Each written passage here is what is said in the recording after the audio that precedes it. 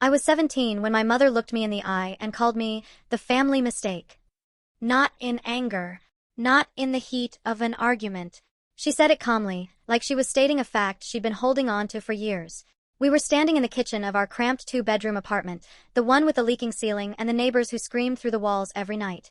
My younger brother sat at the table, eating cereal and pretending not to listen. My stepfather was on the couch, silent as always. "You weren't planned," she said, folding a dish towel with mechanical precision. And honestly, if I'd known how things would turn out, I wouldn't have gone through with it. I remember the exact way the words landed. Not like a slap, but like something heavier.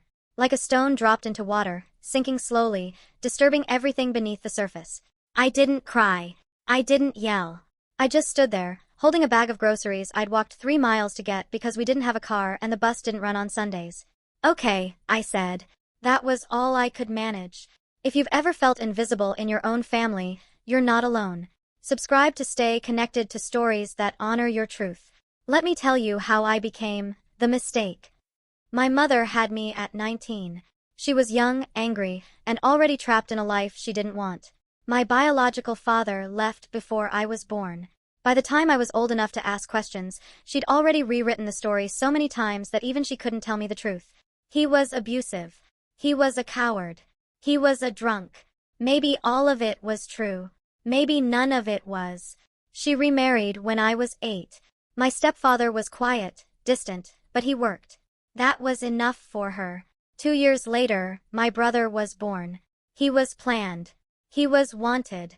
He had 2 parents who showed up to his school events and remembered his birthday without being reminded. I learned early how to be small, how to take up less space, how to ask for less. I wore hand-me-downs from neighbors and worked part-time at a grocery store from the day I turned 15. I gave most of my paycheck to my mother for rent and groceries, even though I was the one buying the groceries half the time. I told myself it was temporary, that once I graduated high school, I'd leave. I'd go to community college, get a degree, build a life that didn't revolve around survival. But at 17, 3 months before graduation, my mother sat me down and told me I needed to get a full-time job. "We can't afford to keep supporting you," she said. I stared at her. "I've been paying you rent since I was 15. She waved her hand dismissively. "That barely covers utilities. You eat here. You sleep here. If you want to stay, you need to contribute more. Or you can figure it out on your own." My stepfather said nothing. My brother, 14 now and fully fluent in selective hearing, was upstairs playing video games. I asked about college. She laughed. "College? With what money? You think we can afford that? I can get financial aid. I can work. You're already working. And we need that money here. This family needs you to step up." That's when she said it.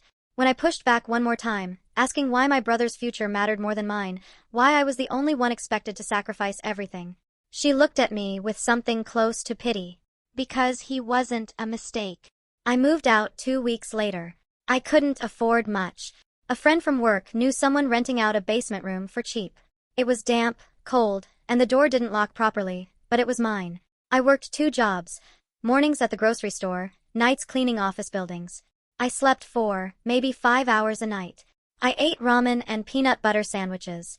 I stopped answering my mother's calls, which came sporadically and only when she needed something. I didn't go to college that year. Or the next. I was too busy surviving. But I kept a notebook. In it, I wrote down everything I wanted to learn. History, psychology, literature. I went to the library on my days off and read until closing. I taught myself things I should have learned in a classroom. I applied for scholarships and got rejected. I applied again. And again. At 21, I finally enrolled in community college. Part-time. 2 classes a semester. It would take me years to finish, but I didn't care. I was moving forward. My mother didn't call to congratulate me. She didn't call at all. If this story resonates with you, follow for more real-life narratives about resilience, justice, and reclaiming your power. The years passed quietly. I finished my associate degree at 25. I transferred to a state school and graduated with a bachelor's in social work at 28. I worked with kids in foster care, teenagers aging out of the system, families trapped in cycles of poverty and abuse. I understood them because I'd been them. I didn't make much money. I lived in a small apartment with a roommate, drove a car that broke down twice a year, and budgeted every dollar. But I was free. I had a life I'd built with my own hands, and no one could take that from me. I didn't think about my mother often. When I did, it was with a dull ache, like an old injury that only hurt when the weather changed. I didn't hate her. I didn't love her either. She was just someone I used to know. I heard about my family occasionally, through mutual acquaintances. My brother had dropped out of college after one semester. My stepfather had lost his job. They'd moved to a smaller apartment. My mother was working retail again. I felt nothing when I heard these things. Not satisfaction. Not pity. Just distance. I was 32 when they showed up at my door. It was a Saturday morning in late October. I was making coffee, still in my pajamas, when I heard the knock. I wasn't expecting anyone. I opened the door and saw them. My mother, my stepfather, and my brother. They looked older. Tired. My mother's hair was streaked with gray. My stepfather's shoulders were hunched. My brother, now 24, had the same blank expression he'd worn his entire childhood. "Hi," my mother said. Her voice was small. I didn't say anything. "Can we come in?" she asked. I wanted to say no. I wanted to close the door and pretend this wasn't happening. But some old stubborn part of me needed to know why they were here. I stepped aside. They sat on my couch, awkward and uncertain. I stayed standing. "What do you want?" I asked. My mother glanced at my stepfather, who looked at the floor. She took a breath. "We need your help." Of course they did.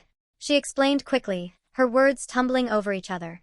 My stepfather had been out of work for over a year. My brother couldn't hold down a job. They were behind on rent. They were facing eviction. They had nowhere else to go. "We were hoping," she said, her voice breaking, "that maybe you could help us. Just for a little while. Until we get back on our feet." I stared at her. "You want money." "We want family," she said, and she started crying. Real tears. The kind I'd never seen from her before. "I know I wasn't a good mother. I know I hurt you. But we're desperate. Please." My brother wouldn't look at me. My stepfather was silent. I thought about the 17-year-old girl standing in that kitchen, holding groceries, hearing the word, mistake. I thought about the years I'd spent convincing myself I was worth something. I thought about every time I'd needed help and been told to figure it out on my own. "No," I said. My mother's face crumpled. "Please." "No," I repeated, louder this time. "You don't get to do this. You don't get to show up after 15 years and ask me to save you. I'm your mother. You stopped being my mother when you decided I was a mistake." She sobbed. My stepfather finally spoke, his voice hoarse. "We're sorry. We know we failed you. But we're family. That has to mean something." I looked at him. At this man who'd watched me struggle for years and never once intervened. Who'd let my mother treat me like a burden and said nothing. "Family means showing up," I said quietly. "It means protecting the people you love. You didn't do that. You chose my brother over me every single time. You chose your comfort over my future. And now you want me to choose you." My mother reached for my hand. I stepped back. "I can give you the number for some resources," I said. "Social services. Emergency housing. Food banks. I work with people in crisis every day. I know what's available. But I'm not giving you money.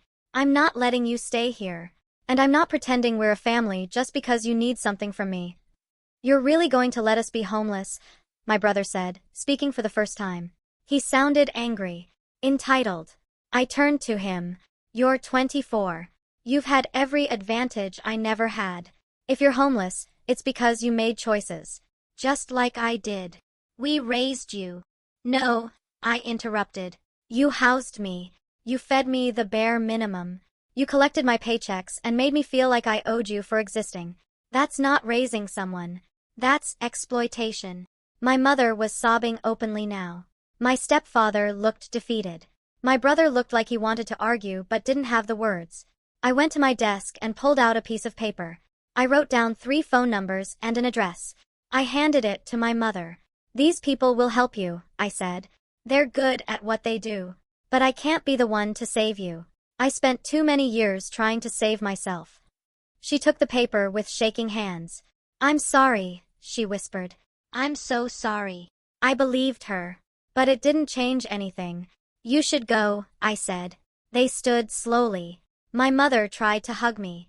I let her, but I didn't hug back. I felt nothing but a vast, empty space where something used to be. They walked to the door. My mother turned back one last time. I really am sorry, she said. For all of it. I know, I said. But sorry doesn't undo 15 years. I closed the door behind them. I didn't hear from them again. I don't know if they used the resources I gave them. I don't know if they found help. Part of me hopes they did. Part of me doesn't care. What I do know is this. I didn't owe them anything. Not my money, not my home, not my forgiveness. They made choices that shaped my life, and I survived those choices despite them, not because of them. For years, I believed I was the mistake. That there was something fundamentally wrong with me, something that made me unworthy of love or protection. It took me a long time to understand that the mistake wasn't me. The mistake was theirs. They failed me.